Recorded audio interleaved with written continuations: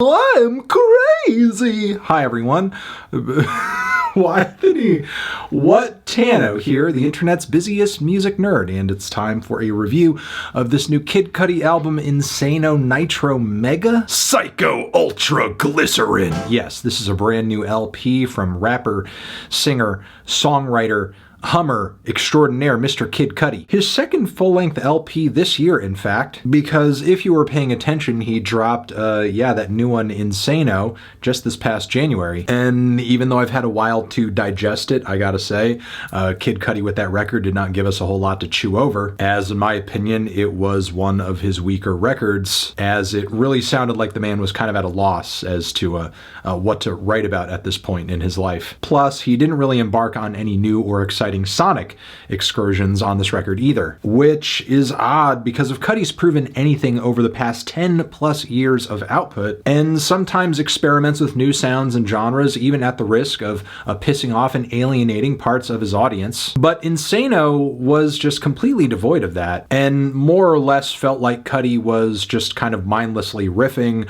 over a bunch of trippy trap beats, drippy party jams, which made it an even less substantive take on much of what he did on Man on the Moon 3 in 2020, which I presumed after that record he would kind of touch down on that sound, that Travis Scott-esque sound that he very much influenced, create a big full circle moment with it, and yeah, it was a very well executed album all around. But dipping into that well once again with Insano, I think yielded some stale results, especially since, again, Cudi didn't really deliver the intergalactic sonics or the moody introspective vibes that he's known for too. For sure, a lot of Insano is certainly listenable, but for me on that record, Cudi's core appeal more or less dissipated and wasn't really replaced with anything else per se. Now, another thing to note about the Insano era is that it's proving to be a very prolific one for Cudi, as he notified fans before the release of the album that there would be some kind of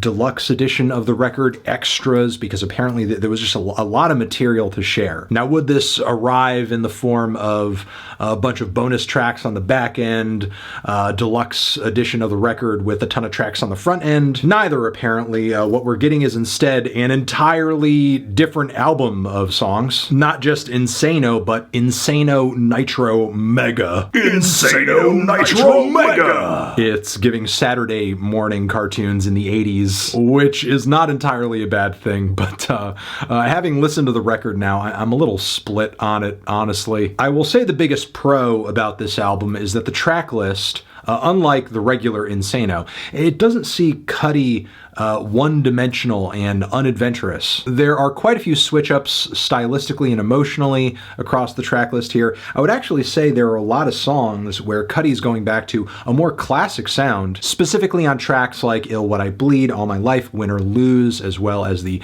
intergalactic closer that features a very fitting instrumental from Benny X. And on these songs, Cudi is delivering those familiar, spacey, passionate, soaring lead vocals that are engaged, they're emotive, they're also backed up with that trademark humming. So we're getting old Cudi aesthetically on this track list, but also literally too, as at least a few tracks on this thing are labeled as being from over 10 years ago. And again, in the abstract, this is by no means a bad thing, because these tracks bring vibes that showcase Cudi's strengths more. But there's still a roughness to a lot of these tracks. There's a surface level lack of quality to them that makes it kind of apparent that they were not fully ready for launch. Take the track Moonman Shit, for example, a song that at its core I like, but the mix is a little flat and muddy, the choruses don't quite pop. Cudi's grim vocal refrains and the twisted chord progressions are really nice, but there's something about the sound of this track that is maybe a little lo-fi, kind of half-baked, so it's not quite at that level of sonic immersion that we remember from Man on the Moon 1, 2, or 3. But again, torn, because songwriting-wise, it's sticking with me more than some of the more mindless and generic cuts off of Insano. But not every song on this record, even the throwback ones, are bangers. For example, there's the very awkwardly sung, written, and executed storytelling on the 2011 song Rocket. There's the song Willis 2, which is one of several cuts here featuring a longtime collaborator, Chip the Ripper. And this is the weakest of the Chip tracks by far. It's slow, it's meandering, the pace is awful, and the trap beat is janky, it is very skeletal, it's thin. Plus, on top of this instrumental, Cudi is bringing some of the most odd inflections of his career. Ray Charles High Out of His Skull comes to mind. There's also Dose of Dopeness, which is labeled as a 2007 track and features this interesting combination of a Pharrell or Neptunes type groove, some emo-esque vocal inflections, and sad indie piano loops. While I don't love the song, it's cool to see Cudi's influences come together in such a primordial way here. So yeah, there's a lot of tracks on this record that don't quite come across as being camera ready, and kind of makes Nitro Mega here feel less like a sister album, less like a sequel, and more like a compilation. What also adds to this sense is a 2.0 version of the song Electro Wave Baby, which is essentially the same Insano track, but now we get like a pumped up EDM version of it. And while I do appreciate this track for bringing more like structure to the song, it happens at the risk of it now sounding tacky with, again, like these very dated EDM vibes. In addition to this, there are numerous tracks that kind of sound like Insano leftovers, just as substanceless, aimless, and average, but now a little rougher around the edges, so they don't even have the privilege of being as lush or as immersive as some of the best Insano tracks were. I'm thinking Human Made or Crash Test Cudi. Meanwhile, stellar feature tracks like the Pusha T crossover or the Lil Yachty crossover were just mysteriously left off the original Insano. Meanwhile,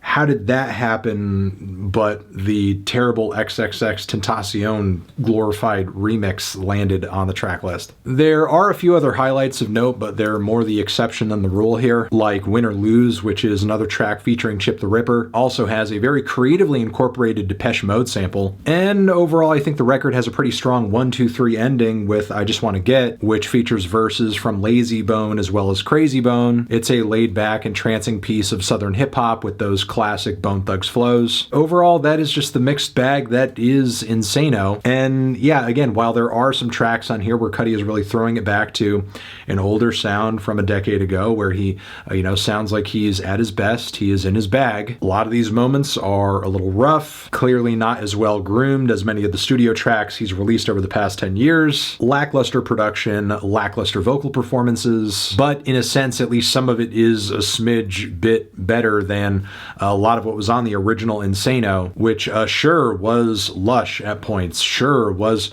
colorful, but lacked a lot of lyrical initiative as well as that emotional punch you usually get from Cudi's best stuff. So overall, I'm feeling a light 5 on this one. Transition, have you given this album a listen? Did you love it? Did you hate it? What would you rate it? You're the best, you're the best. What should I review next? Hit the like if you like. Please subscribe and please don't cry. Hit the bell as well.